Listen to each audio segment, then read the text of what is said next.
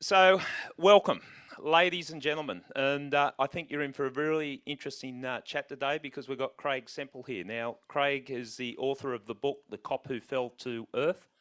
I've got to say, I've read that book and it's very raw and very honest, and full credit to Craig for putting it down in writing. But let's just welcome Craig Semple here.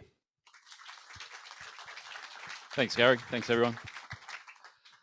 Now, Craig, it seems a bit strange, you and I sitting here at the Writers' Festival.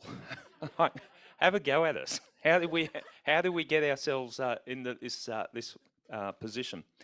Policing, 25 years you spent in the cops? 25 years of the best years of my life, mate, in that job. I absolutely loved it all the way through. Yeah, I like to hear that because people do pay a price, and as you'll hear today, that Craig paid a price because of the type of police officer that he was. That he certainly rolled his sleeves up and went in fully committed. Do you want to tell the listeners or tell the audience here where we first met? Because that was a fairly heavy situation. Yeah, mate, it was 1998, in February 1998. My brother, who joined the police force 10 years after me, he about 2 weeks after he graduated, he was unfortunately stabbed by a drug dealer in Sydney, and his offsider that was with him that night died on the street, basically on top of him.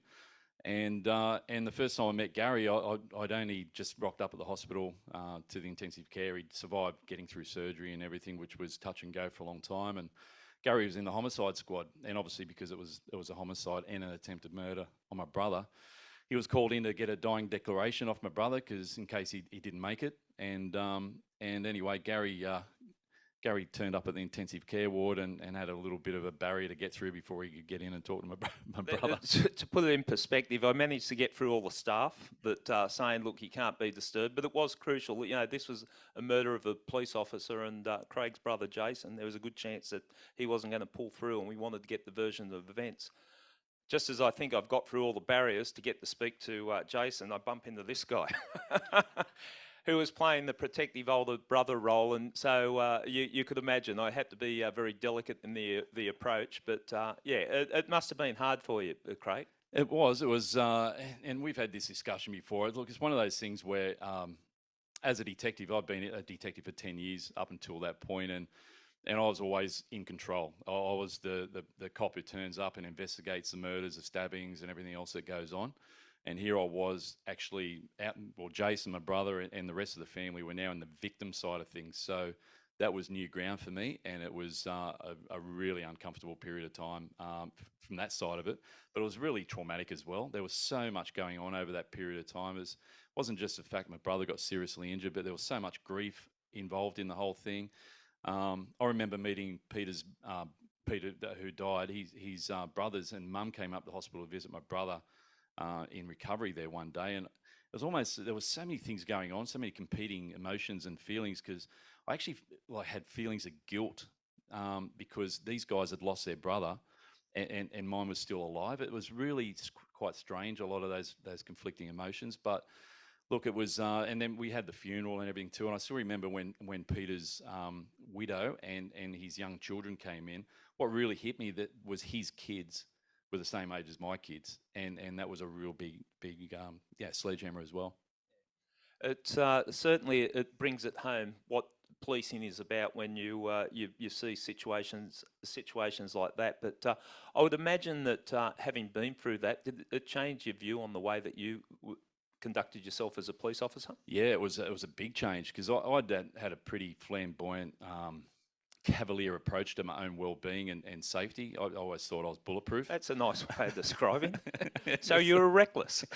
Really reckless. Back in the old days, I mean, it's a lot different now, but unless I was going out to do a raid or something like that, I never used to put my gun on.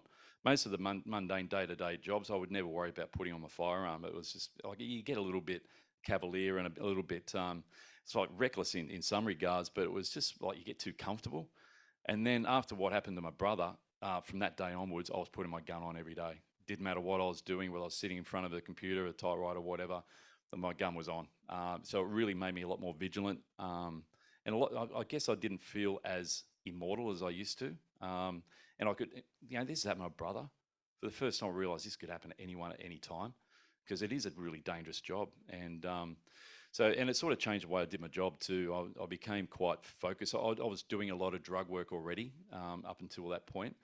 I had a real passion for it, mainly through all the overdoses and fatal drug deaths that I'd seen over the years with heroin. But I love the excitement of that sort of work. That's what really drew me to it.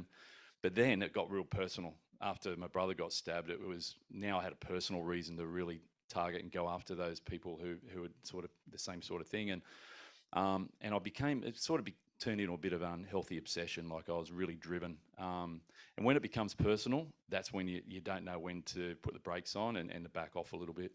It certainly comes out in Craig's book, and what I liked about it was the honesty. And with reflection, he's looking back and the type of cop that he was. And I know the cop that you were. I understand it. You're a hunter, and basically he was like a predator going out looking for the bad guys. Now that's bad for the bad guys, but it's also bad for the detective that does that, because you push everything aside and you neglect not only yourself, your family, your friends, and all that. And it really, not until you leave or not until you wake up to yourself do you realise that's what you're doing. Is that a fair? Absolutely, mate. It wasn't till I got out that, so I basically built armor around myself, and mainly through the way I did my job. And I felt like if I just kept running at it, going harder and harder and harder, nothing would get in. Like I was just making myself tougher all the time. Yeah, even towards the end of my career, took up boxing, and like you, took up boxing and a lot of other things. Just so I wanted to make myself even more formidable all the way through my career, and never stopped. And it wasn't until I had my breakdown, which I'd now call a breakthrough, by the way, it was probably something that needed to happen, that all that armor fell away. And for the first time, I sort of looked back and saw the sort of person that I'd become. And there was a lot of sacrifice with that, and there was a lot of damaged relationships and a lot of other things too. And quite often, families are the ones who are forgotten in this whole journey. It's not just the cops who are out there fighting the baddies that are sacrificing. It's also the families that are left at home as well. Yeah, there's a couple of examples in the book, and one that it just brings a smile to my face, because I think it's a little bit ironic that you put away a bikie and you've gone in to serve a brief of evidence on him in prison or whatever, and this is Craig's the cop that put the bikie away, and the bikie said to Craig, "Geez, mate, you're not looking good. Are you looking after yourself?" And, do you want to explain that one? It was incredible. Like. And this is the thing, in the cops, you don't get any education about mental health, so you don't know what to look for, not only yourselves but also each other. And Gary and I talked about this before, like, some of the gangsters that we've had dealings with, look, sometimes it might become personal if they want to make it that way, but generally, even the worst of them, if they show some respect, like, you can also respect them back to some degree as well. It's like a professional two-way street. But this guy, he was a sergeant of arms of a big bikie gang I just worked on for 18 months, and he was going to spend a long time in jail, like 10 years or something like that, for what he'd done.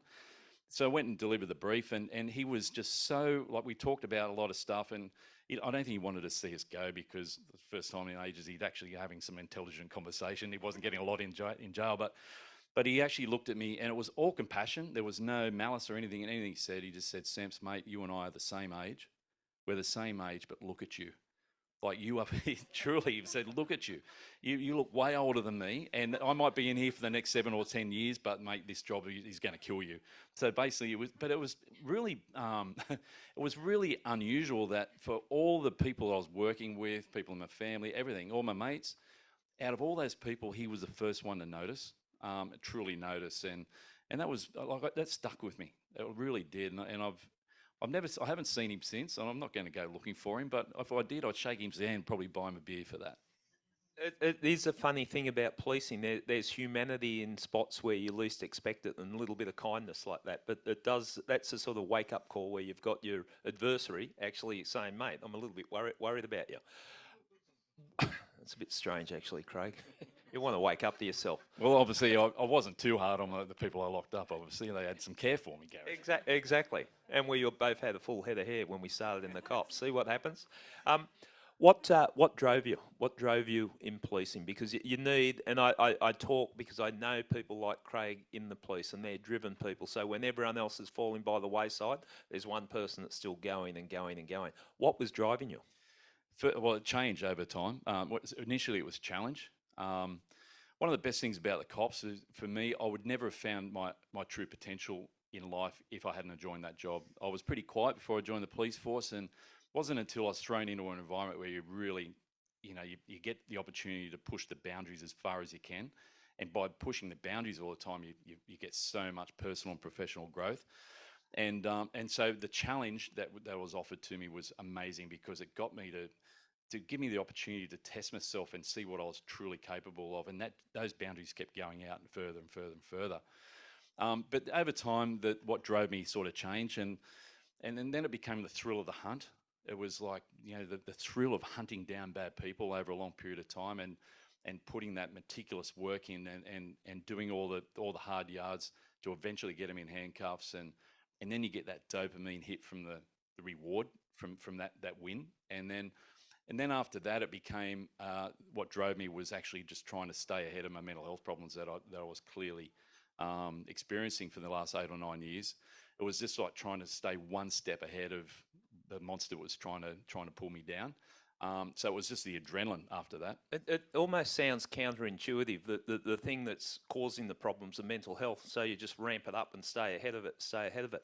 I've seen, I put my hand up to it, and I know you have in the conversations, and we've both seen other police do it. Sometimes it's easier just to throw yourself into the mix at work than deal with all the other stuff in your life. In your book, you actually quote, there's a good quote in the book where you say that you became addicted to the adrenaline, the rush. It's almost like a junkie.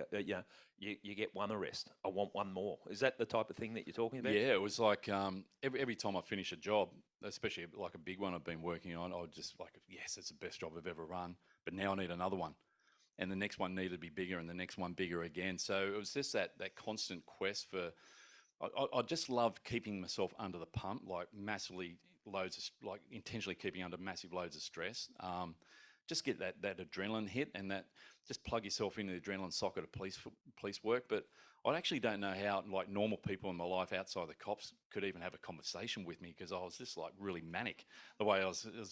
So and some people actually said that, like you could see the change in me towards the last years of my career in the cops, is that I became someone they didn't really know anymore, except my workmates. And that was probably one of the things for me with my job, and the way that I treated my family to some degree, was the fact that I just wanted to spend more and more time with my workmates, because I've truly felt they were the only people in the world who knew me and understood me as well. And that rolls into drinking after work and things like that, keeping that buzz going. So yeah, it can become a vicious cycle, can't it? You're just feeding the beast by working hard, then you're high-fiving each other down the pub. It's a classic scenario you see in fictional detectives, and that is how it actually plays out. You're all hyped, you're full of adrenaline, you can't go home because you're not wired for that at that time, and you go out for a drink, and then you get into that habit, and then you look back and go, Jesus, who have I become? There's a couple of other things that sacrifices. I love the Christmas story, and we are getting near Christmas. Well, I hear some moans down there, but let's talk about the Christmas story. Was it the swing set or the slippery dip? yeah, the swing set. So that was a Christmas that changed all Christmases for a long time after that. There was a long time where I actually didn't enjoy Christmas, because I always worried about what bad thing was going to happen on Christmas Day, because so many had. But this was 1999. It was Christmas morning. So it wasn't long before all the world's computers were doomed to crash with the millennium bug and everything. I remember the time when we didn't need computers, so it didn't really worry me too much. But yeah, I got called out for it was actually a home invasion. Really violent situation where a heap of vigilantes had gone to a drug dealer's house, and there was this massive melee, and about 12 of them ended up in hospital with skull fractures and life-threatening injuries. So we're called in for that one. And while I was in for that one, we had one of the sergeants come in and say, mate, we need some detectives out at this other job at Coolaman, because we've got this guy, he's probably going to die, it's going to murder. So we're going, right, this is supposed to be Christmas morning, right? So we're on our way out to the murder scene, myself and Deb, and I told her how pissed off I was that I wasn't going to see my son go out and see the swing set that I put together for him the night before. And I toiled like you wouldn't believe on that swing set in my hot Wagga shed. And I still had it was a bit dusty from the night before as well. And anyway, Deb said, "Well, why don't we just swing past your house, and we'll get them to open their presents, and you might miss it, and then we'll go to the murder." So anyway, That's a typical way, isn't Yeah. it? You can see that. That's your typical way you want to spend your Christmas. As you do. I don't see a problem here. Go on. So we headed out there, and the family was still asleep. Toddler, one of the sons, and Huey was 3, and so I woke them all up and said, "Quick, Wendy, get these kids up out of bed right now. I'm on my way to a murder. I don't want them to miss So we bleary-eyed these poor kids, get dragged out, and I'm rushing them through their presents, and my offsider they've never met before, sitting in our lounge room with a gun on her hip, police cars out the front of the house, the lights still going on the roof, and all that sort of thing. And then so I showed him the swing set, gave him a push on it, and then said, "Right, I'll see you later." Jumped in the car, sirens on, back out to the murder scene, and I look back on it, and it's like, it is funny, like in a way, but it's so unreal and abnormal. But you do. You look back at that time, you would have thought, well, I'm fulfilling my responsibilities as a dad. I've done that. I've woken the poor kids up, wrecked their Christmas. Now I'm on the way to a murder. But it just shows, I think, how you lose perspective of the whole thing. But these are, and we're not sitting up here crying poor and going, oh, look, we had to do. That was the price you pay as a police officer. We've got stories like that Christmas, and they're the type of sacrifices. In the keeping with the Christmas theme, the Coffs Harbour, you've moved up to Coffs Harbour. All these stories are just anecdotes from the book. When the bikies decided to pay you guys a visit, do you want to tell us that story? Because I shouldn't laugh, but I do laugh at this one. It's just bizarre.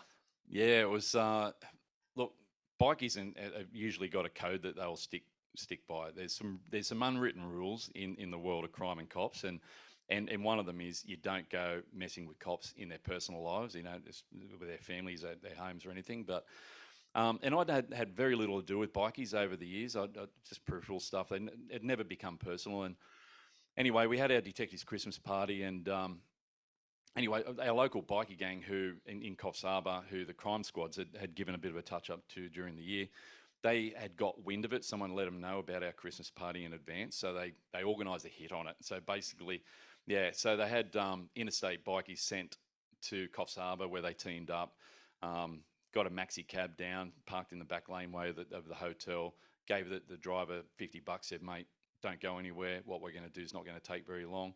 Come in." Yeah, there was only myself and one of my offsiders inside the pub at the time. We were looking for somewhere to move our party to, and this bloke, just all muscle bound and everything, I didn't know they were bikies, but he just came in, and the first I knew there was trouble was when he king hit me, like in a big hit right in the jaw.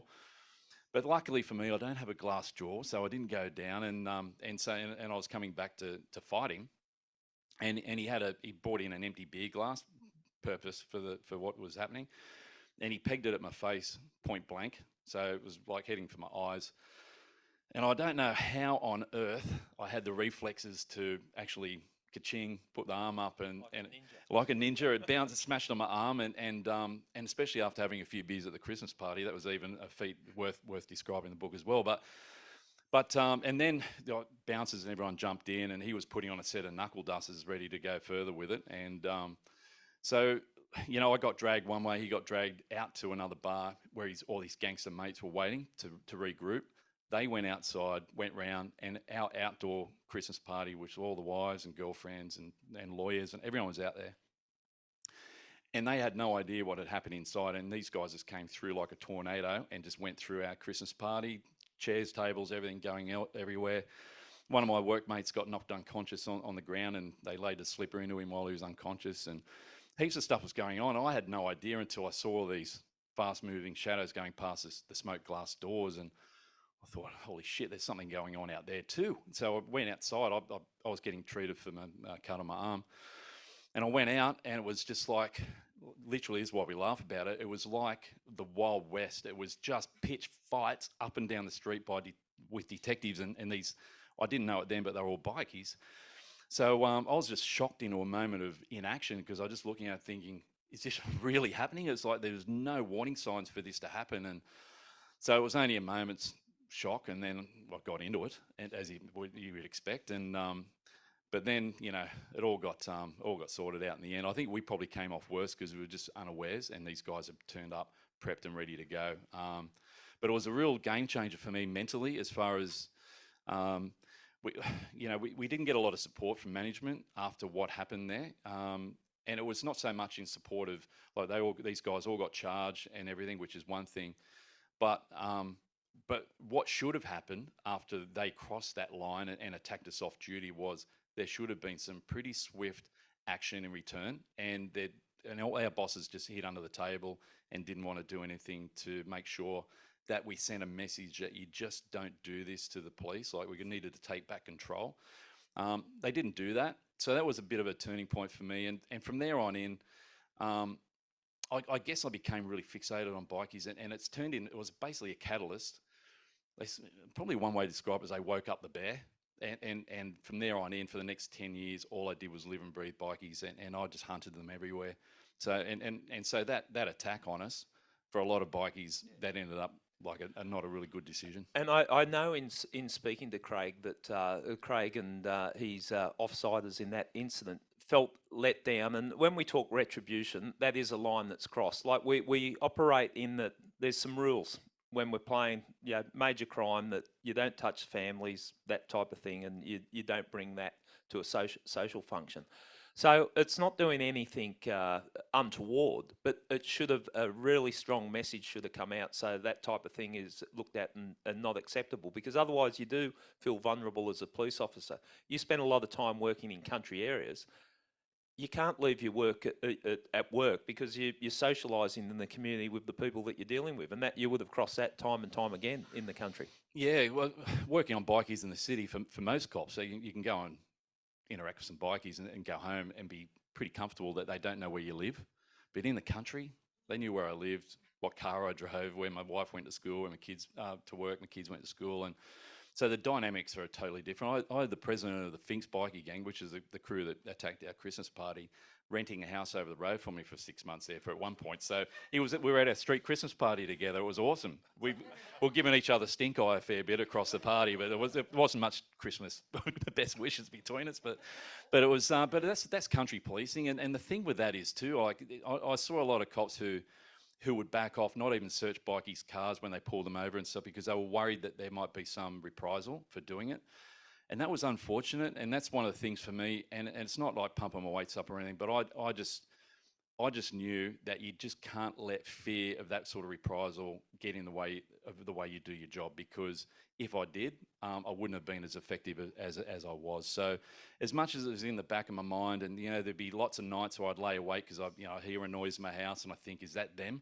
Is there something going on here? And I'd have to get up and make sure my family was safe. And talking about abnormal things, I kept a club under my mattress, like, as well as it's one of the... We've just had a comment from the front row that someone that appears to know Craig very well and says, still do. So, well, you just never know. And it's, always be prepared. A possum Craig might try to break in. Anyway, it's getting close to Christmas time. You know what can happen. That's all right. So but it's one of those things where subconsciously, I knew it was always a risk, but there's no way I could let it interfere with the way I did my job. Yeah, and I think that the fact is that you sign up for a role as a police officer, and you've got the responsibility. And if you shy away, if you're not going to do the hard lifting, who's going to do it? It doesn't happen. Yeah, one of my I remember when we were doing that last job on the Lone Wolves, the big bikie job. One of the tag operatives, a young plainclothes guy, is in the back of the car, and we just pulled over a couple of these bikies and revved them up a little bit. We had a bug in their car, and we were trying to get some conversation started.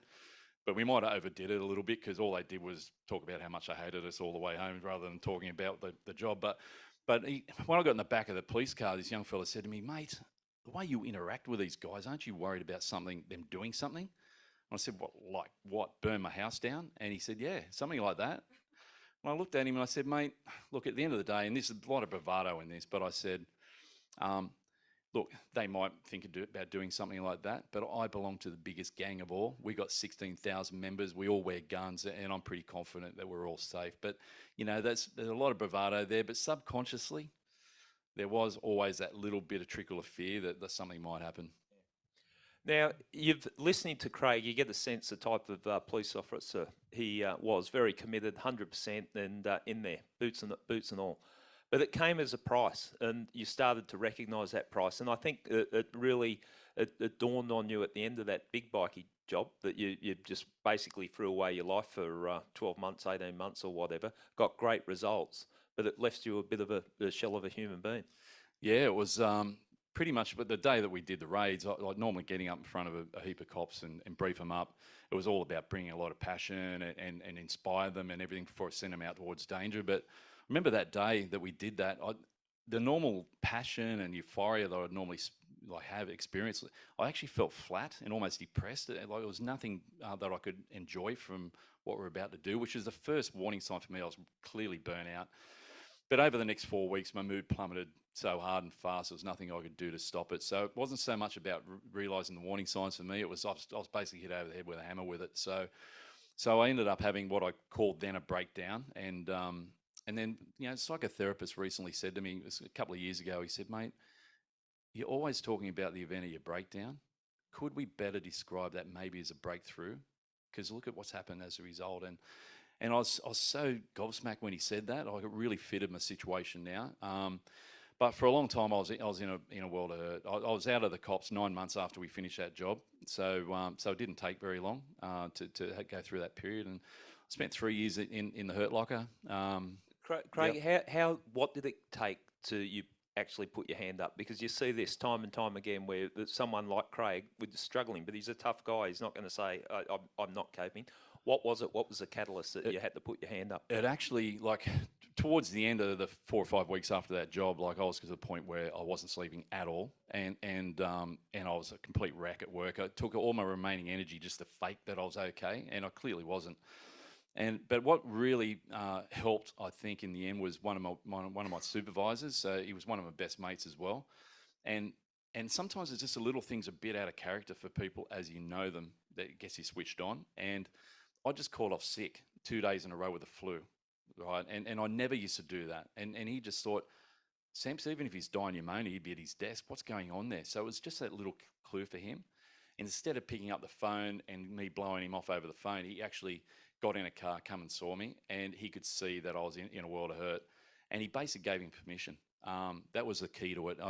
He just said to me, he said, "Mate, you've got to take some time off." And it took him 20 minutes to talk me into doing that because I had this guilt. I'm not leaving all these bikie briefs for all my workmates. I've got to keep going, mate. I've got to keep going. And he said, "No, I want you to go to the doctors." And that's basically the thing. I needed that permission from one of my colleagues to actually feel okay to do it, which was a big thing. For 8 or 9 years, I've been really unwell. And for someone to eventually say, "Mate, it's time. Just go and see a doctor and it's time for you." And it does say something about your character that you're thinking, well, I can't do that because if I fall off the perch, my workmates are going to have to pick up the slack, and that plays a part of it. You said to me when we called up before that if you got help, professional help earlier on, they could have unravelled all this or dealt with this a lot earlier. Do you want to talk us through that? Yeah, like the first signs of me having problems was after the homicide, just before that the bikies attacked our Christmas party, and I started having some really bad nightmares about that particular murder. Anyway, there was a lot of things, there was other things that crept in, and back then I had this fear that if I declared these nightmares, which was the first sign for me that I knew I had PTSD, I'd be shown the door. That's the end of your career. So I had a real fear of that. So I just decided not to tell anyone ever. And but then what happened was there's heaps of other aspects of PTSD a lot of people, including myself back then, didn't know about. And they all crept in my life through the back door and became firmly entrenched over a period of time and caused a lot of problems at home. But when I was at when I was out, I got admitted to the Westmead Hospital Trauma Clinic for 3 months, and basically, 2 days of assessment. The doctor said to me, I was going through, "Yep, you're on the program," and I said to her, it was a burning question, right? I said, "Well, Lucy, I just want to ask you a question. If 8 or 9 years ago, when I first knew I was having problems, if I had actually asked for help then, would it have made a difference?" And I was hoping she'd say no, but she didn't. She said, "Mate, if you had done that, we could have had all of this sorted out with about 5 one-hour sessions. Imaginal reliving, emotion, exposure therapy, all this." She said, "We looked after you moving through the rest of your career as well. You'd still be in the job that you loved. Who knows the situation with your family, because my marriage broke down and everything." And as a result, and I've never forgotten that, because those 5 sessions, if I'd taken them, and I'd still be in that job, and I don't have no regrets. I'm having a great life now, but back then, But now I've had over 250 hours of clinical sessions. There's a big difference between 5 and 250, as well as all the collateral damage that's followed as a result. And it's one of the reasons why I go and share my story in workplaces all over Australia now, is to particularly male-dominated industries, because we've got that still got that cultural issue with help seeking. Is try to increase that early help seeking, because it definitely improves outcomes. And I just sort of hope people can maybe avoid making the same mistakes I made through that period of time and the consequences that followed as well.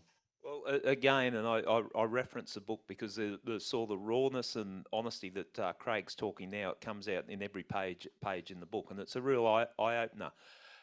Leaving the cops, I think there's a lot of you feel like you're losing your identity too. Did you go through that? Because from what I see, that plays a big part in people leaving, whether it's the police or the military or even sporting teams. You're leaving your tribe.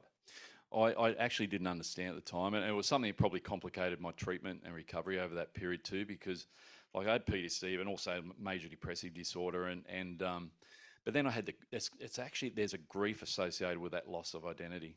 It's like losing someone close to you. So it's the actual grieving process that you've got to go through. Now, for me, that loss of identity was so acute because I truly was so, like Gary, so passionate, and it was now in my DNA, that job, right? Everyone knew me as Detective Sergeant Craig Semple. That's the way I knew myself. And all of a sudden, the day after I got, I was no longer a cop, that's hit me like a ton of bricks. And it's because I probably fought it, and you can't fight grieving. You've got to actually go through the process, and so that was really difficult. And it's one of the things I'm doing now, sharing this with a lot of other cops that are leaving, just to understand that grieving process and to work with it. But for me, I couldn't let go. It's like I would be doing what my doctor told me to do. Make sure you go out for a walk every morning, get a coffee, and get out of the house. So I'd do that. But 9 times out of 10, I'd get my coffee and my newspaper, and I'd go down to the beach to sit there and try to relax.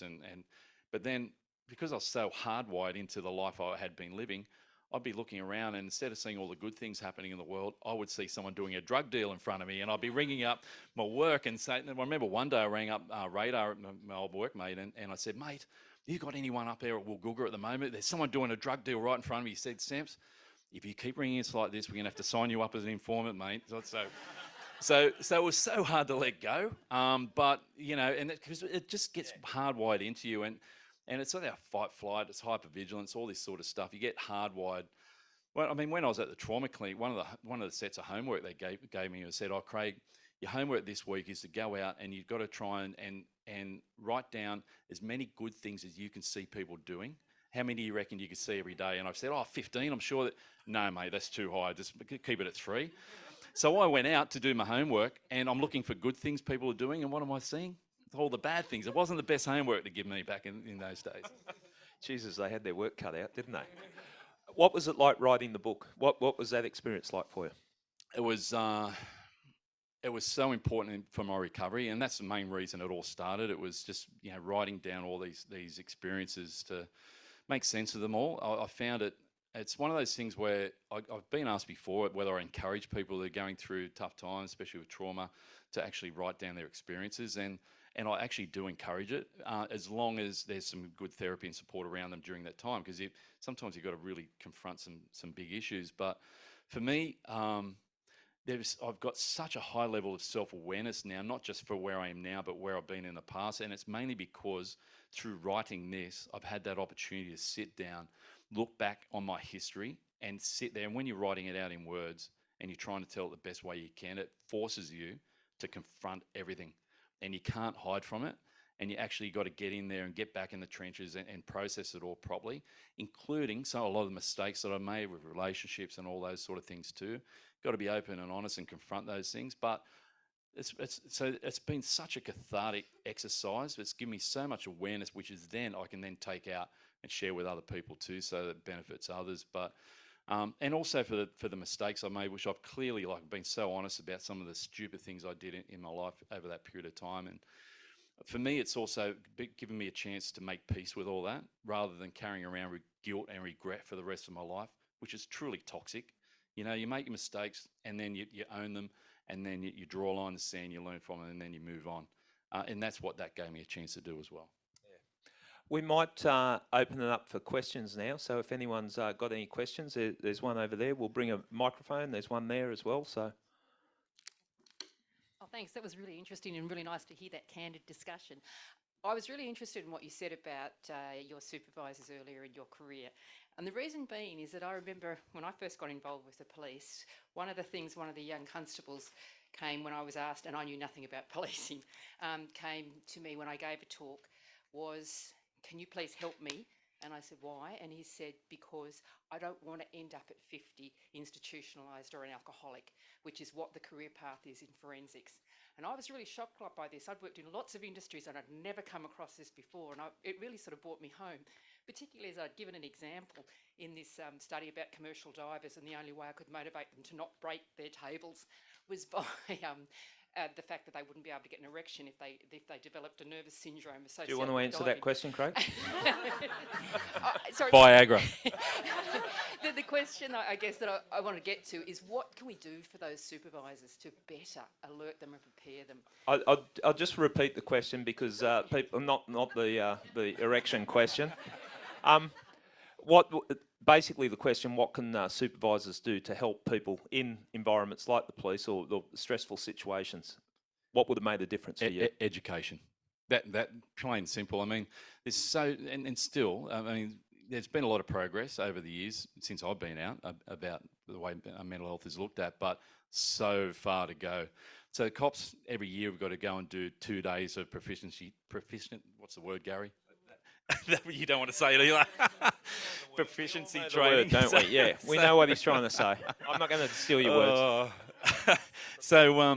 But to use their guns and all those physical threat and all their combat stuff, but the chances of them actually like needing to use it is so minimal.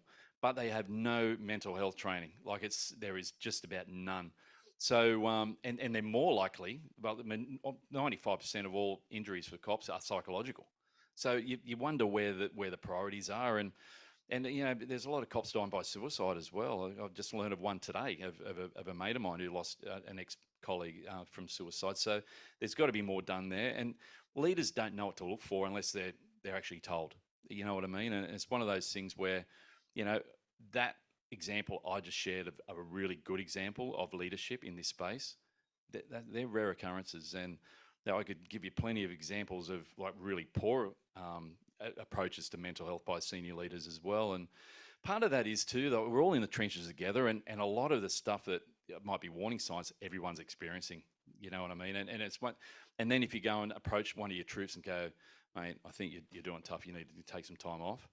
Well, someone's got to plug up that gap, and then the workload piles up on everyone else as well. So they're so complex. Such a complex problem, but yeah, there's a lot more we can do with education, I think. Okay, thanks, Craig. Thanks for the question. Another one over there. Mine's like a two-part question. Firstly, with your experience, have you been able to consult back to the police force?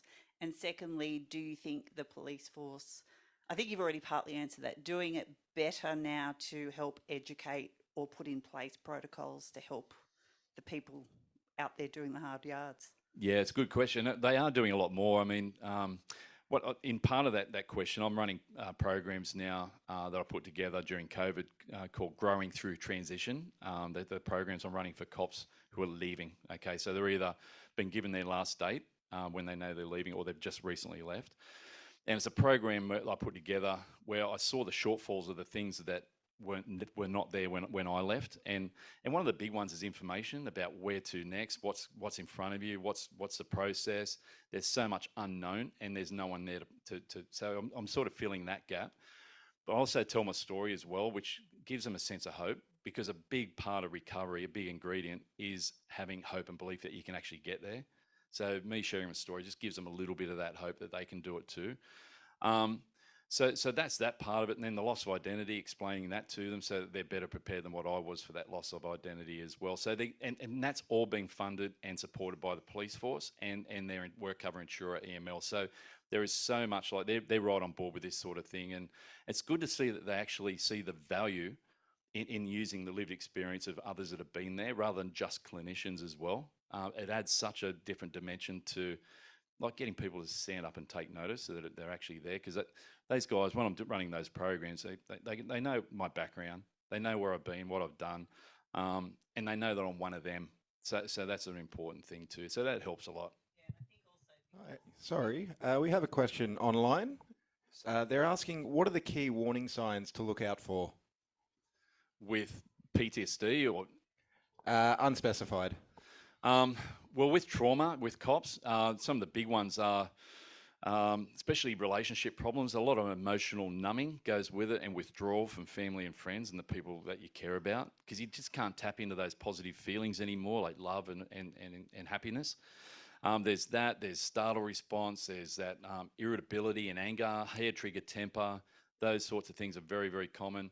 Obviously, nightmares are very like blatant, open symptom of PTSD as well, but also having intrusive thoughts where you just can't switch off from thinking about it. You drive past a scene or a street, bang, straight away you get the memories of what happened there, and it all comes back like you're living it again. Those sort of things are very, very common as well. But with depression, some of the common ones for that are a loss of interest in the things that used to bring you pleasure, sustained low mood, inability to make decisions and concentrate, reduced sex drive, which comes back to the ED question I got asked before. So there's a whole lot, but sometimes, like I said before, they're the clinical signs and symptoms, but sometimes it's just those little things that changes in people's character that you think, hang on a minute, Craig's a bit out of shape here. Can't put my finger on it. I just feel something's not right. They're the warning signs, I think, the subtle ones when you need to tap someone on the shoulder. And that's us. I'm not just talking about cops here. This is everyone in the wider community as well. Thanks, Craig. We've got another question up there. Hello.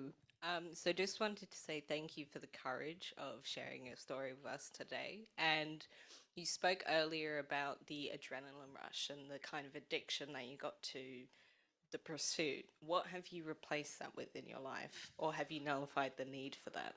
What an awesome Don't question. answer sex, Craig. It's not appropriate. And your children are here, please. Good. That's a really good question. Look, I definitely don't need the adrenaline anymore. Obviously, getting up on stage, and I do a lot of public speaking, have done for the last 8 years. A big part of me getting back on my feet was getting out and sharing the story of high school kids and stuff over the years, and that's part of my business now. So I get that adrenaline rush from doing that, but I actually look at adrenaline differently now. Before, it was something I needed to stimulate me. Now I look at it as, it drives me when I need it, but I'm also mindful of the harmful effects of it if I don't keep an eye on it. So what's filled that spot now is a lot more holistic. Like a lot of self-care, meditation. I did a 20-minute session this morning. Gary does a lot of meditation as well. Not medication. I do both. That one always.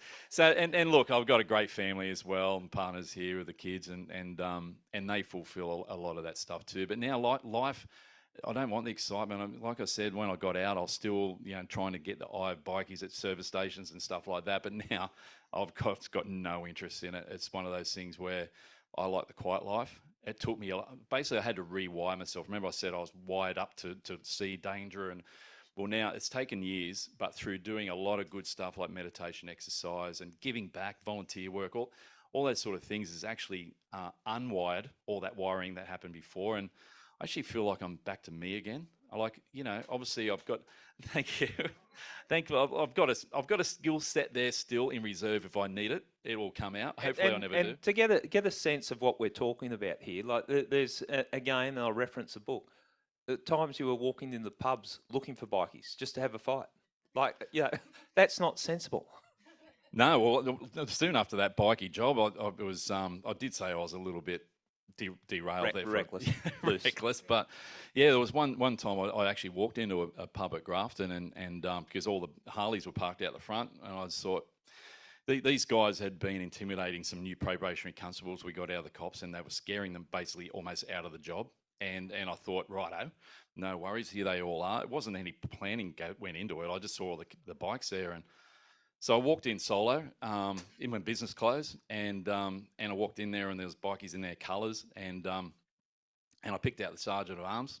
Always go for the most powerful, and I invited him on. Said, mate, you want to pick on these green probationary constable we've got here. Well, I've been around for a while. Let's pick on someone a bit more of a challenge, and the whole place erupted. He went. No one wanted to fight me, which was probably a good thing for me, but so I was heavily outnumbered. But they surrounded me, and the whole place went into meltdown. And I think the only reason I didn't get the hiding I probably deserved in that instance was the fact they just thought, this bloke's got to be crazy, like this, whoa. So, and then I went outside, and the publican shut the pub down because it was getting way too hectic. They had their Harleys lined up in 2 rows, and they jumped on their bikes and were revving. There's about 12 of them. And I got in front of them, and I wasn't finished, so I just did a big Grand Prix wave off as they drove off the other side of me. So anyway, apparently it caused a little bit of a stir amongst the bikies up there, but... Who would have thought Craig needed help? Okay, have we got time for one more question? Hi, just here, sorry. Quick question maybe for both of you. What part of your journey did you decide you're ready to write your stories down? And did you undo any of your recovery as part of writing those stories down? Craig? Definitely, I did not undo any of my recovery. If anything, it complemented it. But like I said, I don't recommend anyone does it unless they've got some support around them in that process, because if it does trigger something and it causes a problem, and I only went to my writing at the times where I was at my best. Definitely, there was periods of times for months where I wouldn't go anywhere near it. So this is like a 10-year project. The first 5 years, I worked on it a lot, got it to the end, but that was the cathartic, therapeutic side of it. And then there was 5 years of actually putting it to the point where my awesome publishers, Echo up the back era, took it on. So it was a different story. So it definitely didn't help me go backwards. It was such an important part of going forwards.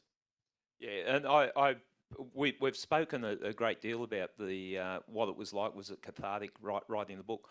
I wrote a book because I left in sort of controversial circumstances, and I wasn't really keen on writing the book, but it made me reflect back on what my career has been about. So it helped me. As Craig quite rightly pointed out, might work for everyone, but in this situation, I felt good writing the book. And I know Craig's felt that. And it's just such an important message Craig puts in there, like the rawness and the honesty that you're seeing on stage here. It comes out in the pages. And that's what, I read a lot of police books, but this one just really hit me.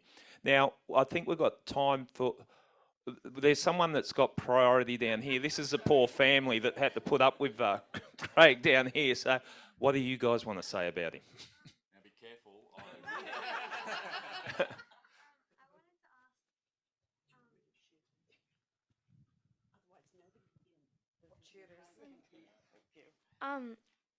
I wanted to ask, when your brother got stabbed, did you find the guy that stabbed him? That's a very good question, Eartha, and you don't get grounded now. That's an awesome one. Well, I didn't. These guys did. So homicide squad. But what was really important about that too is, the lead investigator was working with Gary's Wayne Hayes, and he was an old detective mate of mine from Redfern when I worked there years earlier, and it was really unlike a lot of other crime victims' families. I had a direct line of communication straight into the investigation team. So I was getting up to date with everything that was going on. And I was actually with my brother in the hospital because Wayne rang me on the night that they were going to do the tactical operation and arrest the guy who did the stabbing, like sending in the guys with machine guns and balaclavas and everything, which my brother ended up becoming one of them as well down the track. We've got an interesting family. But it was... but he gave me the heads up. He said, mate, I know you're in your moratorium sleep, but you need to get down to the hospital and be with your brother because we're about to go in and get this bloke, and there's probably going to be a lot of attention from the media and whatever. So I remember I went into the hospital ward that night, and Jason had just woken up he had already started having bad dreams and stuff from it, and the morphine as well, obviously. But I was with him, and when the call came through from Wayne, we were sitting together. It was one of the most beautiful moments of my relationship with Jason, as we just had that nice quiet time together in a dark, quiet hospital talking about stuff, and it was just beautiful little period of time. And then, when we watched it on the news the next morning, when the crook his lawyer was making terrible allegations that his client was mistreated in the arrest. Well, Jason laughed for the first time that I'd seen him laugh since he got stabbed. So we had some beautiful times. Thank you for that. We have got time for just one more. Just a quick one. Thanks, Craig and Gary. I found the story about coming back to the house to show the swing set really interesting, and it raises a question, I guess, for both of you on work-life balance as a cop. Obviously, you're both incredibly dedicated and passionate when you were policemen. Do you think, and I worked as a chef, and we were talking about that yesterday, Craig, the work-life balance. Do you think it's possible to be the best cop and be a really good cop and still have work-life balance, or are those mutually exclusive? I think we had this conversation, and we sometimes laugh, and I'll take this and you can finish off, but we laugh when someone says, they've retired and they've been great police officers, but they've always put their family first, because I don't see it very often. Like the police I see that really get out and make a difference, it comes at a price, and the price that this guy sitting right beside me has talked about today. Craig? Yeah, look, is it possible? Maybe. I haven't seen it, to be quite honest. It probably is possible, but you would have to be an exceptional human being to be able to manage it. And look, I don't know, the amount, because you're never down to, especially as a detective, these jobs run sometimes for years, especially Gary's jobs, like, some of them still running. So it's sort of one of those things where you can never just put it to bed, even on your days off, or when you get home from work, you're waiting for the phone to ring for on-call and all that sort of stuff. It can't not interrupt your life and to really eat into that personal time. And then we've laughed about this before too, where we will be making life and death decisions at work 1 minute, then we go home and the wife is asking some mundane domestic questions. You're going, what? What do you do? What are you asking me that question for? But to her, it would be really important. But to me and Gary, we're coming home from doing what we're doing, it just didn't rate. And as a result of that, you can imagine where the problems have been in relationships as well. So I don't see how for us, it wasn't possible. There would be some exceptions, but yeah, there's a price you pay. You pay it somewhere. If the family life's good, there'd be another aspect of the life that's been neglected. So there's always something. We've got to wrap it up now. Craig's going to be out there signing books, and the cop who fell to earth. I'm giving it a genuine plug, in that when it was asked who would I like to speak to here today, Craig came to mind straight away, because I read the book and it left an impression on me.